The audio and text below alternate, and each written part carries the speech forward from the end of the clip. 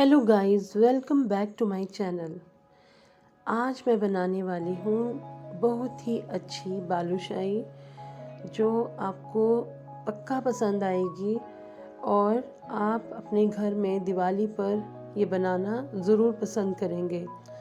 इसे बनाना बहुत ही इजी है और ये बड़ी ही टेस्टी बनेगी, बिल्कुल हलवाई जैसी जो बाज़ार से आप ख़रीदते हैं, बल्कि ये बाज़ार से भी अच्छी बनेगी और वो टेस्टी बनेगी। और इस दिवाली पर आप भी इसे घर पर ज़रूर बनाइए। आई एश्योर यू, अगर आपने ये बालूशाही घर पर बनाई तो कोई भी बिलीव नहीं कर पाएगा कि आपने घर पे बनाई है। हर कोई देखकर यही सोचेगा, टेस्ट करके यही सोचेगा कि आपने बाज़ार से लाई है। ये इतनी अच्छी बनती है।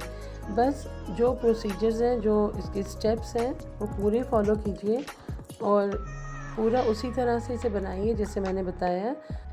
And lots of Diwali wishes to all. तो बिना देर किए चलिए सीखें बालूशाही बनाना।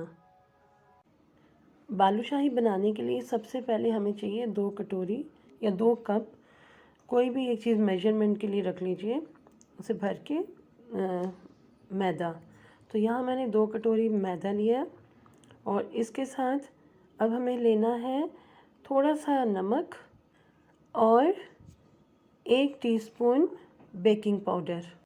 और इसके साथ हम लेंगे आधा कप सूजी। सेम चीज़ के साथ, सेम कटोरी के साथ, मैंने ये कटोरी ली थी, इसी के साथ सब डाला है, तो इसी के साथ मैंने आधा, ये जो मेजरमेंट देख के हाफ़ जो है वो ली मैंने सूजी। और हाफ़ कटोरी ही हमें देसी घी लेना है।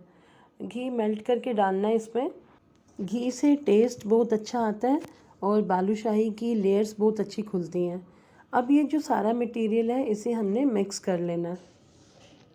हमें इस तरह से आटा गूंथ लेना है, लेकिन रफ सा, हमें इसे स्मूथ नहीं करना है। और फिर 20 मिनट के लिए ढक के रख देना है। जब तक आटा थोड़ी देर के लिए रेस्ट के लिए रखा है, तब तक हम 1 कटोरी चीनी और 1 कटोरी पानी लेके उसमें इलायची डालेंगे और थोड़ा सा फूड कलर डालेंगे और इसे उबाल लेंगे। ये याद रखिएगा कि जो चाशनी बनानी है ना, वो बहुत गाढ़ी नहीं होनी चाहिए, 1 तार या 2 तार की नहीं होनी चाहिए, बस इतनी होनी चाहिए कि आराम से गिर सके। और इसके बाद अब ये 20 मिनट हो गए हैं इसको रेस्ट करते हुए। अब थोड़ा थोड़ा मटेरियल लेकर, लेकिन उससे पहले अपने हाथ गीले कर लेने हैं और इसके राउंड शेप इसको देते जाएंगे। और इसके बीच में कोई नाइफ़ या नाइफ़ की उल्टी साइड, जैसे मैंने पिलर की उल्टी साइड के साथ इसमें होल किया है, या आप उंगली के साथ भी होल कर सकते हैं, या फिर बेलन की हैंडल के साथ इसमें एक होल कर दीजिए और होल करके बस इसको ऐसे रखते जाइए। लेकिन यहाँ एक चीज़ याद रखिएगा कि इसे स्मूथ नहीं बनाना है, स्मूथ राउंड नहीं करना है, ये रफ़ सा ही दिखना चाहिए। देखिए ये रफ़ सा लग रहा है, उबड़ खाबड़ सा, ऐसा ही लगना चाहिए, तभी इसकी लेयर्स खुलेंगी। तो इस तरह से बना बना के अब रखते जाइए। देखिए उंगली के साथ भी मैंने करके दिखाया है, अब उंगली के साथ भी आप कर सकते हो, इसको शेप दे सकते हो। बस हल्के हाथों से इसको प्रेस करते हुए इस तरह से शेप दे दीजिए। और इसी तरह मैं बाकी के भी सारे बना लूँगी। और ये मैंने सारे बना लिए और इनको इस तरह से ही बनाना है। तो आप देख लीजिए अपने हिसाब से कि किस तरह आपने इसमें होल करना है। अब जो ऑयल है इसमें डालते हुए देखिए मैंने बड़े आराम से रखा है। मैंने बिल्कुल सिम पे फ्लेम रखा हुआ है, बिल्कुल लो फ्लेम पे, और बिल्कुल हल्के गरम ऑयल में इसको डालना है। फिर सिम पे ही इसे फ्राई करना है। एक साइड फ्राई होने में 12 से 15 मिनट लग जाएंगे। थोड़ी पेशेंस यहाँ रखनी पड़ेगी आपको। 12-13 मिनट के बाद जब आप देखेंगे कि ये एक साइड से क्रिस्पी हो गए हैं नीचे वाली साइड से, तो इन्हें हल्के से पलट दीजिए। और फिर 7-8 मिनट लगेंगे दूसरी साइड को होने में, क्योंकि तब तक ऑयल गर्म हो चुका होगा अच्छी तरह से। अब देखिए धीरे धीरे होएंगे, तो बस आराम से इन्हें होने दीजिए। लेकिन यहाँ इस चीज़ को ख़ास याद रखना है कि इन्हें पलटना नहीं है जब तक कि ये पूरी तरह से नीचे से क्रिस्पी ना हो जाएं। और ये धीरे धीरे फूलना शुरू हो जाएंगे और अपने आप अपनी शेप ले लेंगे।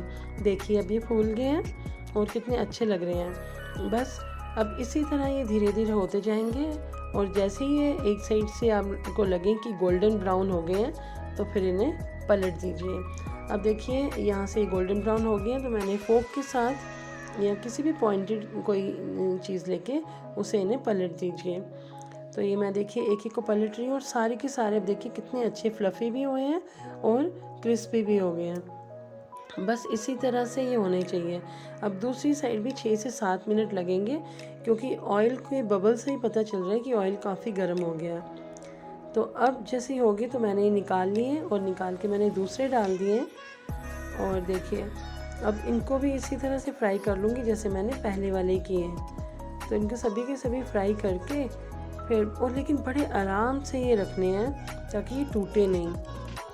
और जो बाकी के जो बाहर निकाले थे उनमें फटाफट चाशनी डालनी है। अब देखिए चाशनी मैंने ऐसी बनाई है, एक तार की नहीं बनाई है।